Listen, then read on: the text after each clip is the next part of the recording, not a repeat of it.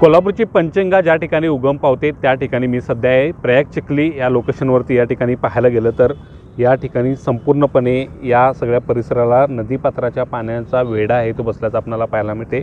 या ठिकाणी 5 नद्या आहेत ते एकत्र येतात आणि तिथून पुढे आहे ती पंचगंगा ही आहे ते या ठिकाणी उगम पावते। अशा पद्धतीची एक आख्यायिका आहे आणि या ठिकाणचं दत्त मंदिरसुद्धा सध्या आता पाण्याखाली गेलेलं आहे। एकूणच पाहायला गेलं तर या सगळ्या पुलावरती आता पाणीच पाणी आहे ते दिसून येते। अगदी पुलाला घासून आहे ते हे पाणी आपल्याला या ठिकाणी दिसून येते आणि या पाण्यातूनच वाट काढत आहेत ते नागरिक ये जा करताना आपल्याला पाहायला मिळतात। या ठिकाणी आणखीन जर पाऊस वाढला पाणी वाढलं तर ह्या सगळ्या परिसराला आहे ते महापुराचं स्वरूप येते आणि इकडच्या गावांचा संपर्क आहे तो या संपूर्णपणे या पुराच्या पाण्यामुळे आहे ते तुटताना आपल्याला पाहायला मिळते।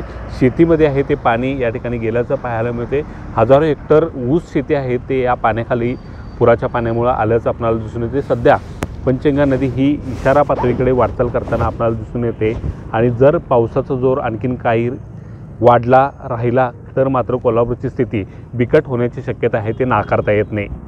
ज्ञानेश्वर साळोखे, न्यूज 18 लोकमत, कोल्हापूर।